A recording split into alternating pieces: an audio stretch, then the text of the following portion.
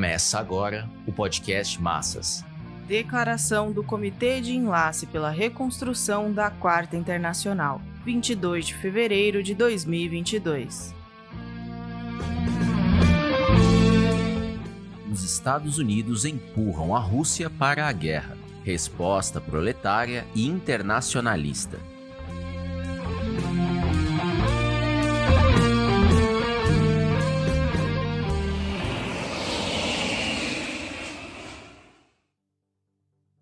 O conflito na fronteira da Ucrânia dura cerca de 3 meses. Na segunda semana de dezembro de 2021, a Rússia apresentou suas exigências aos Estados Unidos para que cessassem o avanço da OTAN e desmontassem o cerco militar já existente. A escalada desse braço armado do imperialismo norte-americano e europeu se iniciou poucos anos depois de sua criação em 1949, quando reuniu 12 membros. Entre 1952 e 1990, se deu o primeiro passo expansionista, incluindo a Grécia, Turquia, Alemanha e Espanha. 9 anos depois, em 99, foi a vez da Polônia, Hungria e República Tcheca. A todo vapor, a marcha da OTAN rumo ao cerco da Rússia entre 2004 e 2009 incorporaria mais 8 países: Bulgária, Romênia, Albânia, Eslováquia, Croácia e 3 ex-repúblicas soviéticas do Báltico: Lituânia, Estônia e Letônia. Na cúpula da OTAN de Budapeste, em 2008, a delegação americana liderada por George W. Bush defendeu o ingresso da Ucrânia e Geórgia. A Alemanha e França se opuseram com a justificativa de que era prematuro.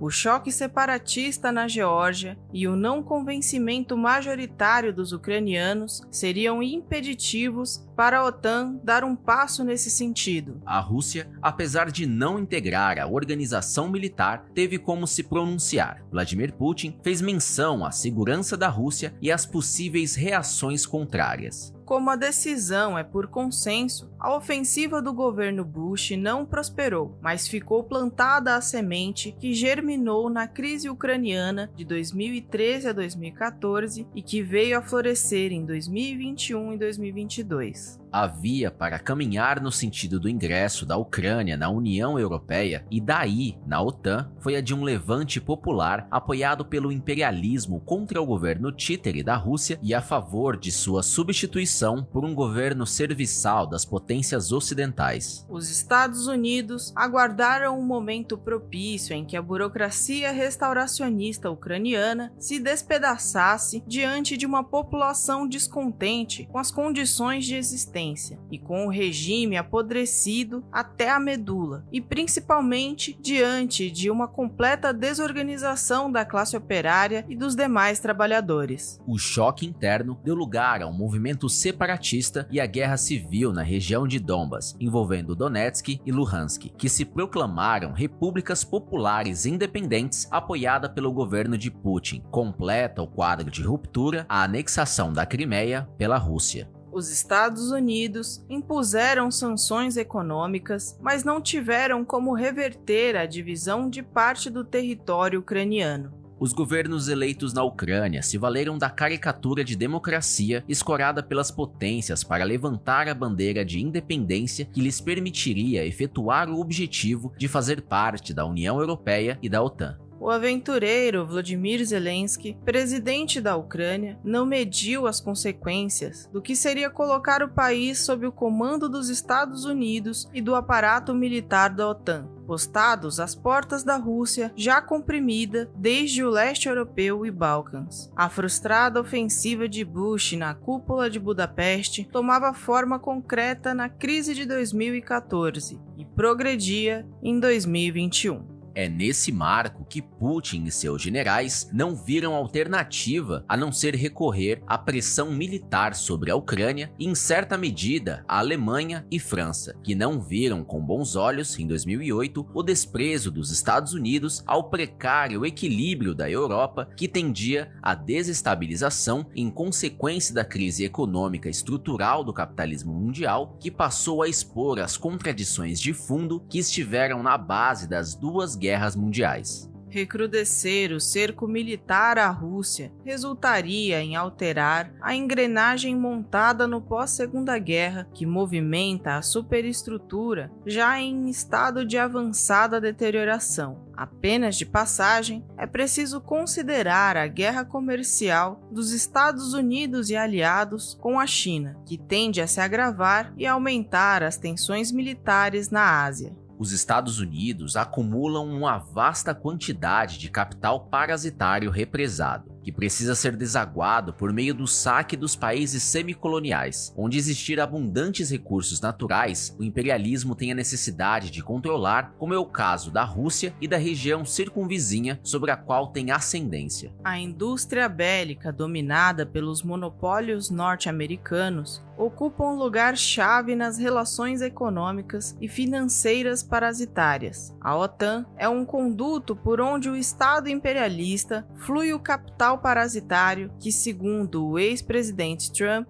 deveria contar com muito mais recursos dos grandes sócios europeus. Por meio desse braço armado, os Estados Unidos passaram a exercer mais ostensivamente o seu poder econômico no pós-guerra e a desenvolver o combate à União Soviética e à China, as principais colunas erguidas pelas revoluções proletárias. Para o mal da humanidade, confirmaram-se as previsões de Lenin e Trotsky de que, se a Revolução Mundial não avançasse, a transição do capitalismo ao socialismo poderia regredir e retardar muito mais a marcha histórica do desaparecimento da sociedade de classes. Em seus últimos esforços, Lenin travou a luta contra os primeiros sinais da burocratização do regime soviético e pela elevação da classe operária à condição de dirigente do Estado e da economia. Caso contrário, o estrangulamento da ditadura do proletariado interromperia a transição do capitalismo ao socialismo. Trotsky deu continuidade a esse fundamento leninista da Revolução Proletária como parte da Revolução Mundial. Diante da sedimentação do processo de burocratização e das evidências inconfundíveis quanto à liquidação do Partido Bolchevique e da Terceira Internacional, a oposição de esquerda internacional concebeu a estratégia e o programa da Revolução Política. É nessa luta que Trotsky admitiu a possibilidade de a União das Repúblicas Socialistas Soviéticas sofrer finalmente uma derrocada, no caso de a Revolução Política não se impor e não se restabelecer a democracia soviética. O retrocesso do movimento revolucionário mundial seria profundo. O capitalismo em decomposição elevaria a barbárie a níveis escabrosos. Nesse marco, ressurgiria sob as cinzas da União Soviética a velha dominação sobre as nacionalidades que, por séculos, sustentou o Império Russo. Trotsky foi assassinado a mando de Stalin em meio à Segunda Guerra Mundial, mas teve tempo de fundamentar o programa da Revolução Política como parte da Revolução Social Mundial. A vitória final do imperialismo viria a ocorrer em 1991, quando a burocracia governamental herdeira do stalinismo em decomposição não teve mais como manter a centralização autoritária e desmoronou, seguindo os objetivos do imperialismo, guiado pelos Estados Unidos e amparado na OTAN. Em consequência do caráter anárquico da crise política, o governo de Putin reconstituiu a centralização burocrática assentada na oligarquia empresarial, que se desenvolveu durante os anos de estalinização e principalmente depois da desestalinização, sob o comando de Khrushchev. É necessário recorrer às raízes das causas históricas que levaram ao desfiguramento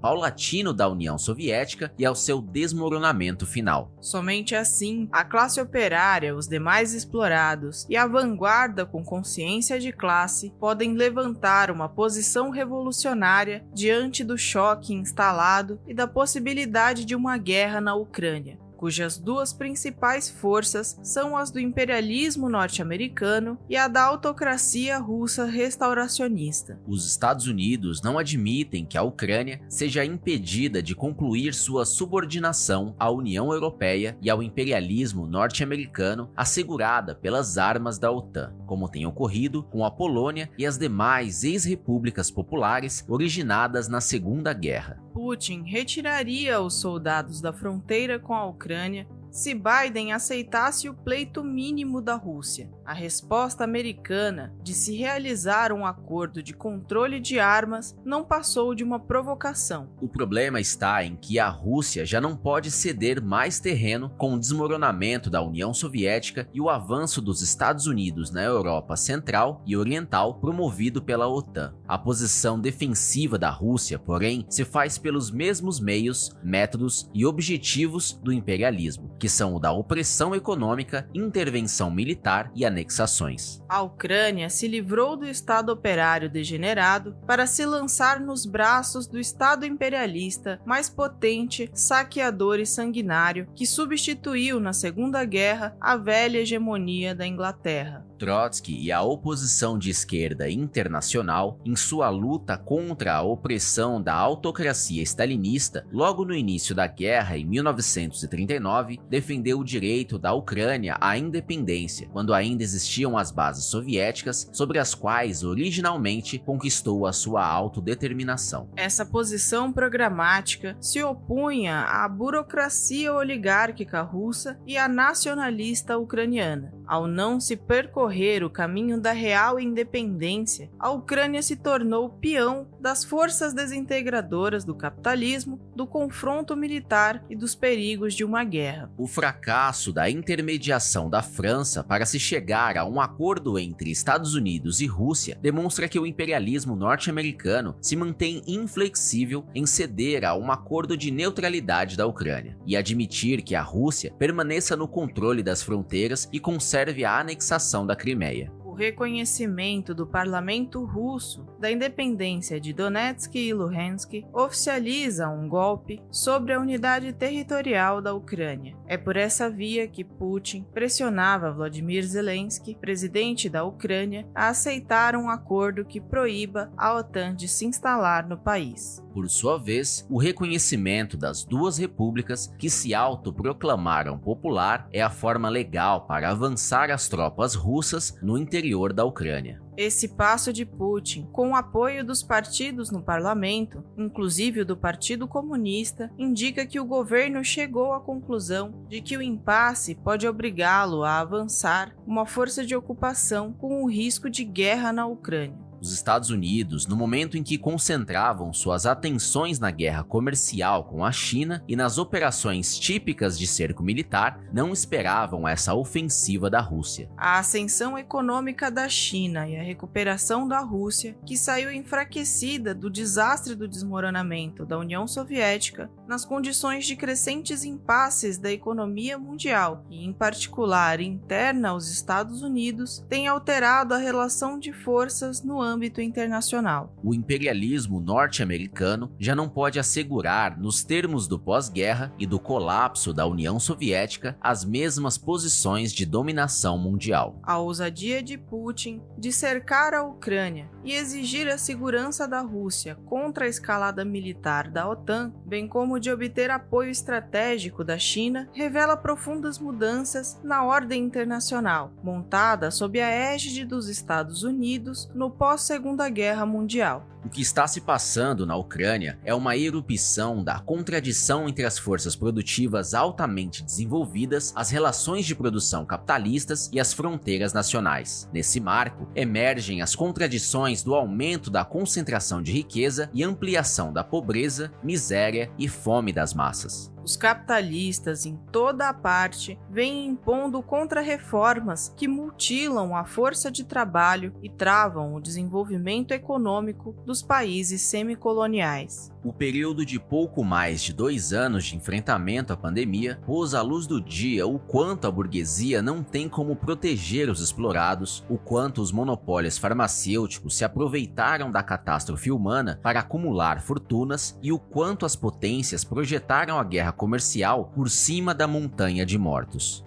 Agora, a possibilidade de guerra na Ucrânia retrata a dimensão da crise mundial de direção revolucionária, que se iniciou com a destruição das bases soviéticas da Revolução Russa pelo stalinismo, a liquidação da Terceira Internacional, a degeneração dos partidos comunistas stalinizados em todo o mundo e a implantação generalizada da política de conciliação nos sindicatos. O confronto entre Estados Unidos e Rússia, por enquanto, emerge sem uma reação do movimento operário internacional. A passividade das massas na Rússia, Ucrânia, Polônia, Alemanha, França e em praticamente toda a Europa expressa a necessidade de superar a crise de direção. Somente o proletariado organizado e empenhado em derrotar as ações contra-revolucionárias da burguesia tem como responder às tendências destrutivas da crise capitalista. O Comitê de Enlace pela Reconstrução da Quarta Internacional vem fazendo uma campanha contra a guerra imperialista com suas declarações empunhando o programa internacionalista do proletariado. A união dos operários e demais explorados, russos, ucranianos, norte-americanos, poloneses, franceses, alemães e dos demais países envolvidos é o ponto de partida para a União Revolucionária Mundial das Massas, para derrotar o imperialismo e arrancar do poder a burocracia oligárquica russa, reconstituindo o poder proletário soviético. A defesa da autodeterminação da Ucrânia e de sua reconstituição soviética é parte do combate à guerra de dominação capitalista e imperialista. Essa luta é muito importante para a vanguarda com consciência de classe recuperar a tradição científica do marxismo e trabalhar no terreno sólido, aplainado pelo programa de transição da Quarta Internacional, que deve ser aplicado de acordo com as novas condições do capitalismo em decomposição e da vitória final do imperialismo sobre a União Soviética. As bases materiais e sociais da transição do capitalismo ao socialismo continuam vigentes. Trata-se de construir os partidos marxista, leninista, trotskistas como parte da reconstrução do Partido Mundial da Revolução Socialista, a Quarta Internacional, para o proletariado encarnar a tarefa de reiniciar o processo de transição do capitalismo ao socialismo, iniciado com a Revolução de Outubro de 1917 e com a edificação da União das Repúblicas Socialistas Soviéticas. O Comitê de Enlace pela Reconstrução da Quarta Internacional chama os explorados do mundo todo a reagirem ao confronto militar na Ucrânia com seu programa e política próprios. Pelo fim da OTAN, imediata retirada das bases militares da Polônia, Romênia e outros países e expulsão dos Estados Unidos do continente europeu. Pelo fim do desmembramento e anexação territorial da Ucrânia, pela reintegração de russos e ucranianos em Donetsk e Luhansk. Pela união da classe operária contra a guerra, pelo fim do capitalismo e pela retomada da transição do capitalismo ao socialismo.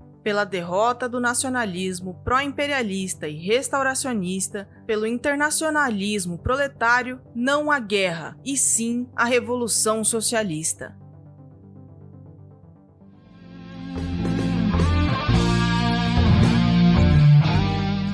Esse podcast é apresentado pelo Partido Operário Revolucionário, membro do Comitê de Enlace pela Reconstrução da Quarta Internacional. Para mais informações, acesse pormassas.org.